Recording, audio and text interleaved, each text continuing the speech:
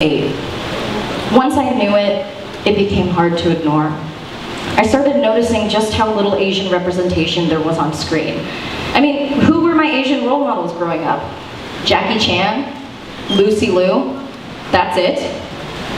Growing up, my family spent a lot of time overseas or in small towns in the United States, mostly on military bases. My dad was a naval flight officer, my mother a homemaker with 3 kids. We moved every 2 to 3 years to a new state or country. By the time I was 6, I'd already been to 13 states. My parents loved sightseeing, experiencing different cultures, and trying new food. So I was always surrounded by Caucasian kids, and I never really considered myself any different from them. No one ever treated me differently, at least.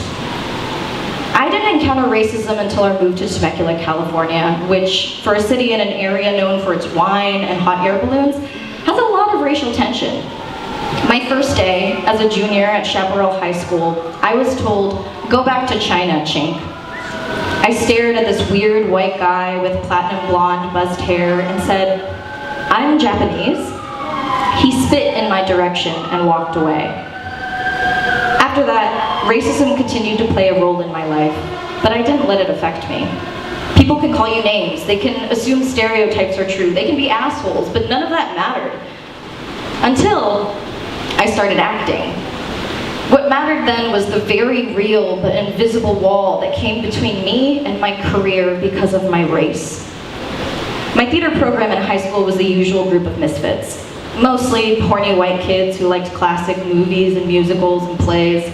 They were all pretty accepting of me, and I never really clashed with any of them. My drama teacher, on the other hand, was a different story. He had tried to make it in Hollywood as a Latino actor, but he was only able to book stereotypical Latino roles, gangster number 3, for instance, and found it too discouraging. So he left LA and became a teacher in Temecula. Now, I have nothing against him or the path that he chose. I think everybody has to do what they feel is right in their life. I don't think that toughing it out in a career your heart isn't in is the right way to live. But he was clearly angry at the way that the industry had treated him, and he took it out on his students, telling me that I'd never make it in Hollywood because I was Asian. And I've always been kind of stupid when it comes to color. When a friend of mine and I co-directed a Christmas play for our drama class, we cast a white mom and black dad with 2 kids. 1 Asian and 1 Mexican.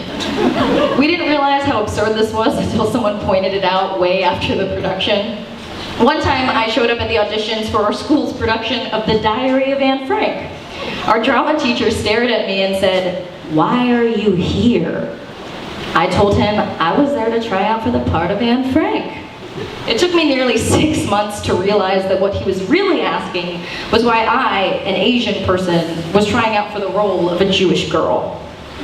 And maybe it was naive of me to show up for this audition, but if I could cast colorblind, why couldn't he? I mean, after all, it was high school drama. It was make-believe. If I could pretend to be Victoria from the Spice Girls, couldn't I pretend to be Anne Frank? In my eyes, acting meant pretending. And if you're pretending, you could be anything you wanted to be.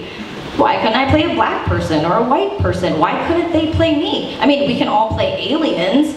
Why couldn't we just pick whoever was best for the role, regardless of what they look like? I didn't get it.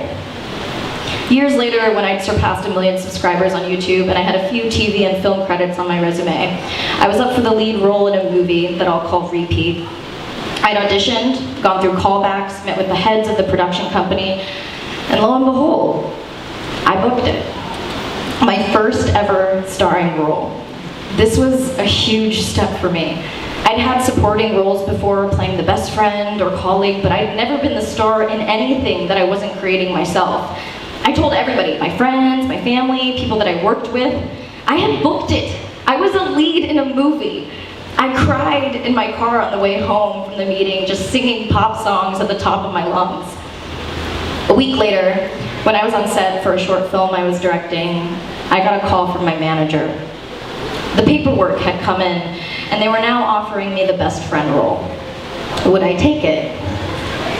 Wait, what? Hold on, why? My manager had no idea. He said it came out of nowhere. Was I sure that that meeting had gone well? Yeah, I was absolutely sure. They'd expressed so much delight that I was going to work with them. We'd even talked about the role at length and what we each loved about the character and the movie. We'd left shaking hands, smiling, and excited for production. Finally, I asked, very softly, very tentatively, is it because I'm Asian? My manager was quiet on the other line. After a moment, he said, full of confusion, honestly, I thought that too. What else could it be? We got off the phone, and he promised to call me when he had more information. I cried. I was Asian when I auditioned. I was Asian when I went into callbacks. I was Asian when I was in the room talking to them, shaking their hands, looking at their faces. I still am Asian. I'm always going to be Asian. And why would they give me the role and then take it away? I mean, could it really be for something as simple as the color of my skin? My manager and I decided to pass on the best friend role. Repeat came back and asked that I take it. They'd cast the lead with a star. Surely I could understand that. Yes, she was Caucasian, but she was an experienced actor with a brand name. Although I can't argue with the logic of casting a bigger star to sell your movie, I still felt bitter that the role I had initially been offered ultimately went to a white actress. This whole experience scared me, because before this point, I had always assumed that the role went to the most talented actor. When I saw white actors being cast in shows that I'd auditioned for, I shrugged it off, assuming that that girl was a better actress than me and she had won that role fair and square. I would audition for parts that were specifically written as Asian in the script, and even those roles would end up going to white actors. I figured she probably brought that character to life in ways that nobody else did. She probably was that character. I've been in casting rooms before, and I know what it's like to find someone who just is that person or has that energy and look, and I wanted to give the casting directors and producers the benefit of the doubt. I mean, surely you wouldn't cast someone just because of their race. And don't get me wrong, like, token roles are just as bad as no roles. I've gone out for more hypersexualized Asian women and geeky best friends than I'd like. But there does come a time when every person of color in this industry has to ask themselves, is my race going to limit my career? There are parts I will never be able to play. I'll never, for example, star in a period piece set in the Victorian era, and I really want to dress up in one of those petticoats, damn it. Right? They're so cute. And have you ever seen one of those on an Asian? No. Because if we were going to be cast in one of those movies, we would probably play like a servant or a railroad worker or a sex geisha or a mail order bride or something. Now, I look at the cast of TV shows and movies and I take note when there's not a single person of color on screen. I look at the stereotypical two-dimensional characters with resentment and rage. I obsess over the projects Jennifer Lawrence and Amy Schumer and Amy Poehler are in, and I just feel this twinge of sadness. Where's the Asian one? Where's the Indian one? Where's the Latin one? Why are all the it girls white girls?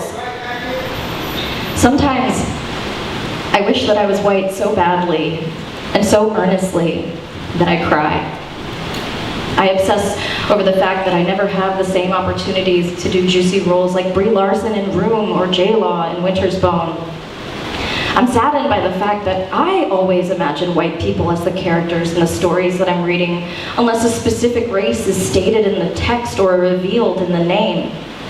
I'm depressed by the fact that the only role models I had growing up were Lucy Liu and Mulan, who are both known for their martial arts skills. I've been forced to confront the very real, very scary possibility that maybe, just maybe, the way I look is going to get in the way of and limit what I want to do. And that is a horrible fucking feeling. That is a damaging, insane thought. The idea that there's this ceiling, a barrier, or just a wall in the form of the color of my skin fills me with such an unspeakable anger that I just don't know what to do with myself. And then there are the moments when you have to say no because of your race. I booked this guest star spot on a TV show and I had to turn it down. My agent was really pissed with me and I understood. She has to protect her relationships, but I just couldn't bring myself to do it. I'd gotten this audition when I was in New York, and I should have read the material before confirming my attendance, but she loved the show, and I trusted her opinion, and we've been working together we weren't working together for very long at this point, so it's definitely my fault for not warning her about my boundaries. I don't do anything that I can't show my dad. That's my rule. And don't get me wrong, like I'll totally do a sex scene with Chris Pratt, but in that case my dad would be the one walking out of the theater while I'm just like proudly sitting and shouting, "Look Dad, it's me and Chris Pratt, oh my god." I was on the way to the audition, reading the role, when I had a horrible realization. This guest star spot was for a stereotypical, hypersexualized Japanese girl. In the first scene, all she's doing is making out with one of these douchey guys. In the second scene, she's basically giving him a hand job off screen, like right below the frame, but not discreetly at all. I hated this material instantly, but I knew it was too late to back out. Besides, I genuinely love auditioning, and I particularly love auditioning when I don't care about the role. Those auditions are always the most fun, but they're also the most dangerous because you're likely to book it. When you don't care, you're loose, you're in the moment, you do your best work. You're not trying so hard to be perfect, and you let magic happen. I went in and I did the role. I nailed it. I went big and silly, and because I really didn't care, I was relaxed and funny. The casting director and associate loved me, and they tentatively asked if I would just do a Japanese accent as well, just in case the role called for it. And I thought, here we go. Since I spent 4 years overseas in Japan attending public school and learning the language, my accent is pretty spot on. And one of the characters I had crafted and performed in my improv group at Groundlings was Michiko, an earnest and enthusiastic foreign exchange student. She's very much a crowd pleaser. You know, actors like Aziz Ansari refuse to do accents, and that's cool. That's their call. I respect them for it. Why can't a person just be American? Why do they need an accent? I hear you, dude. Most of the accent-riddled characters on TV aren't even